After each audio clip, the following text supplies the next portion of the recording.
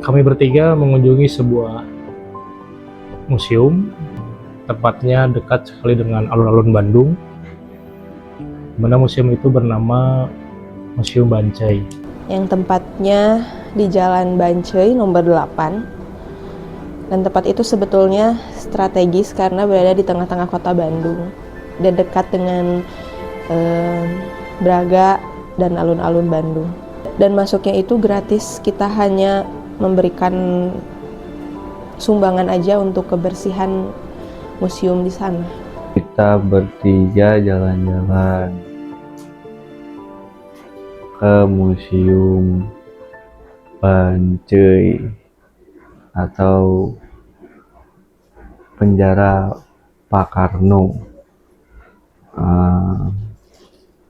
Menurut apa yang saya rasakan dan yang saya lihat adalah yang pertama mungkin dari tata letaknya yang sudah banyak berubah ya dari di tahun waktu itu sampai tahun sekarang.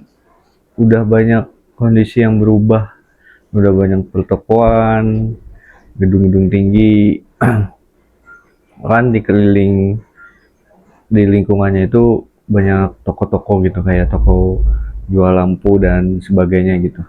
Ketika masuk itu kita disuguhkan dengan beberapa tulisan yang dimana tulisan itu menjelaskan tentang bagaimana Bapak Soekarno itu membangun Partai PNI. Lalu beberapa tulisan juga ketika beliau datang pertama kali ke Bandung, lalu beliau sekolah di kota Bandung dan bertemu dengan Ibu Inggit, dan lalu beliau masuk ke penjara Bancai dan melahirkan buku Indonesia Menggugat. Ketika kami ke sana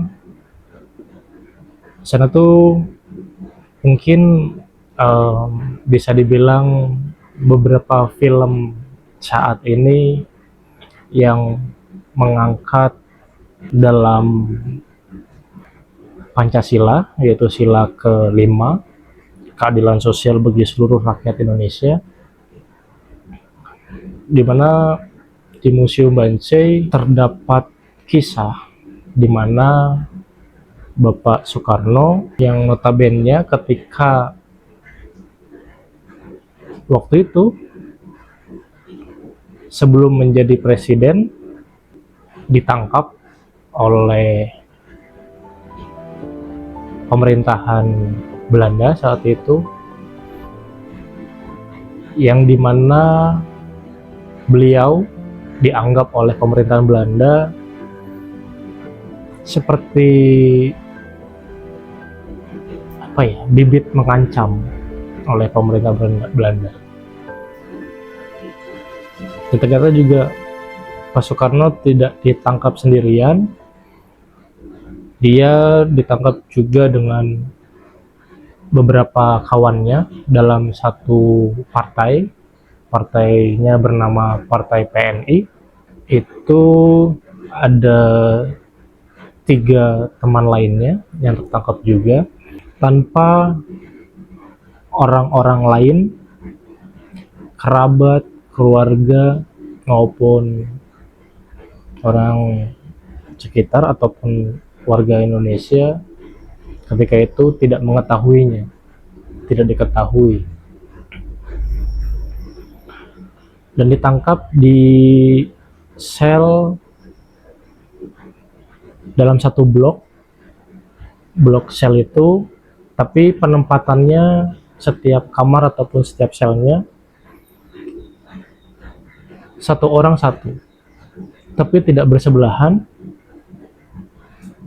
namun terjeda oleh satu sel dan seterusnya. Jadi contohnya tertangkap masuk ke sel yang pertama, yang keduanya kosong, masuk lagi yang ketiga, yang keempat kosong, dan Pak Soekarno ke nomor sel yang nomor kelima. Ini dimana digambarkan oleh Pak Soekarno dalam selnya hanya ada sebuah papan yaitu untuk tidur, di mana papannya itu portable. Mungkin kalian pernah tahu seperti pajangan-pajangan ketika dalam suatu kamar itu yang menggantung. Nah, tempat tidurnya pun juga seperti itu, gantung. Kalau setelah bangun itu diberdirikan kembali. Dengan ukuran kamar, penuturannya itu yang kami dapati informasinya dan tertulis di museum, sekitar 1,5 meter kali 2 lah. Seperti itu, dan di dalamnya tidak ada apa-apa, hanya pembuangan air dan juga beberapa tumpukan buku. Menurut aku di museum itu banyak, bukan seperti museum-museum pada umumnya yang dimana banyak sekali barang-barang pada saat itu, tapi di museum itu hanya tulisan-tulisan saja yang terpampang gitu. Ada di salah satu batu itu ada tulisan bahwa penjara yang saya alami pada saat ini tidak seperti penjara pada saat kalian tonton di layar film. Karena di penjara di film-film itu sangat luas, sangat enak gitu, dan ada udara, ada cahaya yang masuk. Pada zaman Bapak Soekarno di penjara itu ukurannya hanya kecil, dan dijelaskan juga kalau penjara Pak Soekarno itu hanya seukuran peti mati saja untuk tidurnya.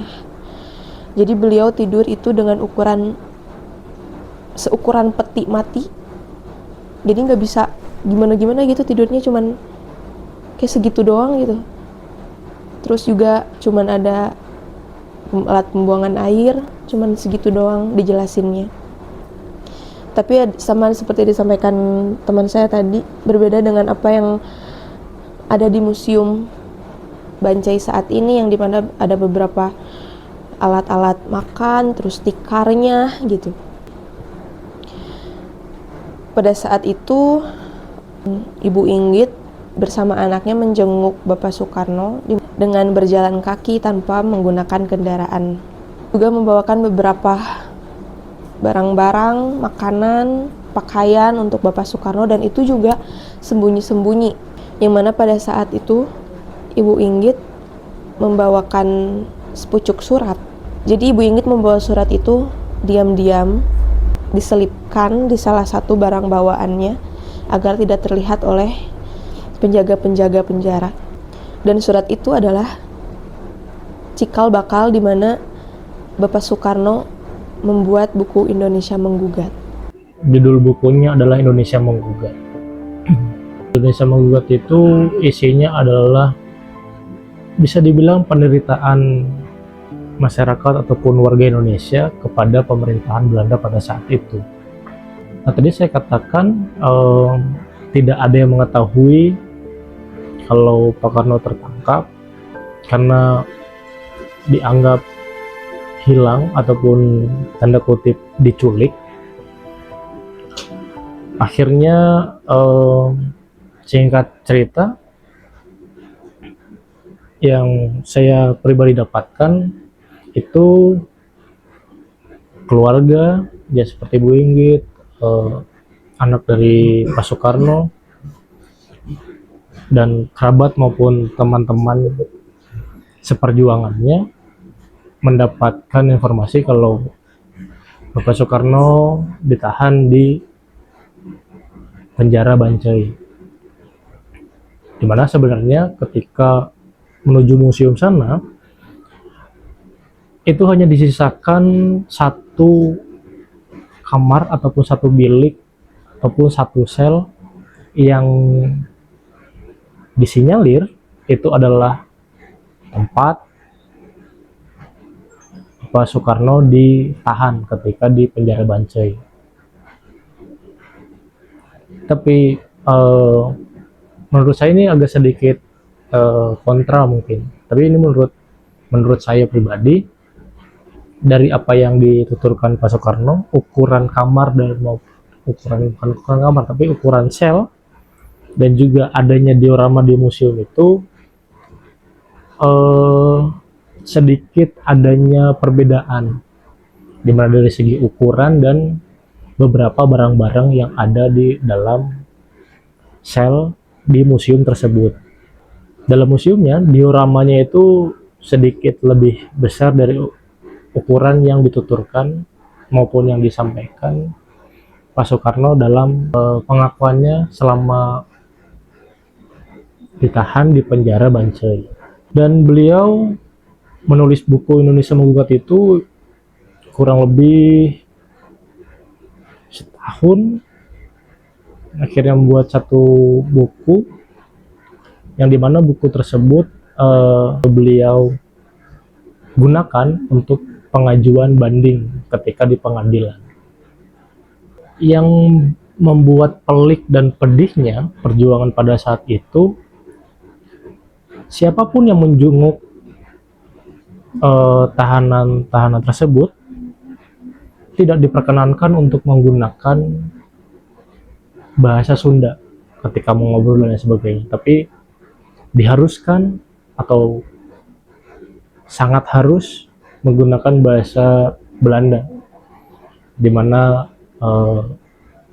yang tadi saya sebutkan atau sampaikan itu adanya perlakuan atau tindakan dari pemerintahan Belanda pada saat itu. Saya pribadi mendapatkan nilai ataupun pesan yang mungkin selalu tergaungkan oleh kalian semua maupun saya pribadi, yaitu Pak Soekarno pernah mengatakan, perjuanganku tidak lebih berat daripada perjuangan kalian, karena perjuanganku melawan kolonial atau melawan penjajah, sedangkan kalian akan melawan bangsa kalian sendiri. Yang tadi saya juga singgung mengenai sekarang juga cukup banyak film-film yang mengangkat soal keadilan, dan ada beberapa kasus yang padahal sudah merdeka Indonesia dan juga sudah dikelola oleh warga, bangsa, negara sendiri, tapi ketika berkuasa malah menyalahgunakan kekuasaannya yang menindas, yang bisa dikatakan kecil, dan dimana itu sangat berat juga, dimana penjajahan ataupun perjuangan seorang bapak proklamator kita yang dia biasanya belusukan sampai ngobrol ke orang-orang maupun masyarakat maupun warga yang notabene dalam di garis kemiskinan, yang bekerja menjadi tukang beca dan lain sebagainya. Nah, yang jadi penasaran atau yang jadi menarik adalah gimana sih perasaan atau orang-orang di zaman dahulu gitu, di kondisi lingkungan yang serba sensitif. Dalam artian sensitif adalah politiknya gitu.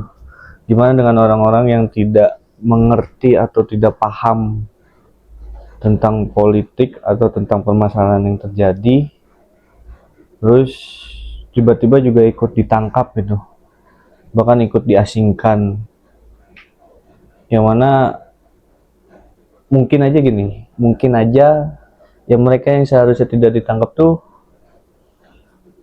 nggak punya salah apa-apa gitu, tapi kenapa ditangkap gitu. Itu sih yang jadi, yang menurutku menarik Ya gimana sih orang-orang zaman dulu yang tidak punya salah, apakah ikut ditangkap juga, bahkan ikut di penjara gitu. Ini juga yang jadi menarik lagi adalah pengacara dari kasus Pak Karno gitu. Seberapa kerja kerasnya beliau untuk membela kasus itu gitu. Dan juga ketika saya berkunjung ke sana,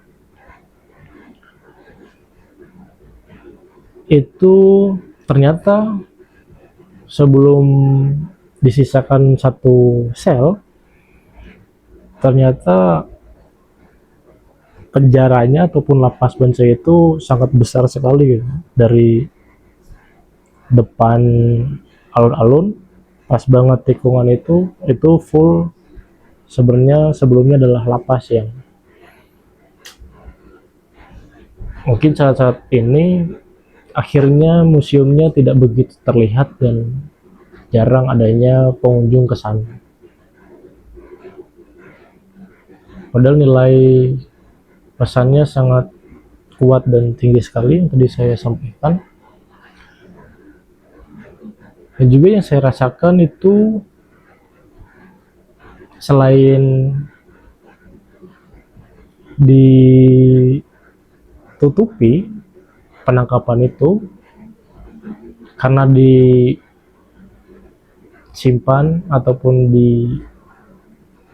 ditempatkan di sebuah sel dalam satu blok yang tidak adanya interaksi dengan pihak luar ataupun pihak manapun. Dan ketika persidangan ataupun penyampaian dari hasil Pak Karno yang membuat buku Indonesia Menggugat itu, yang sebenarnya ketika persidangan yang saat ini mungkin kalian tahu sebuah persidangan itu dibuka oleh umum, ketika itu tidak diperbolehkan atau tidak diperkenankan pers ataupun media lokal untuk meliput ataupun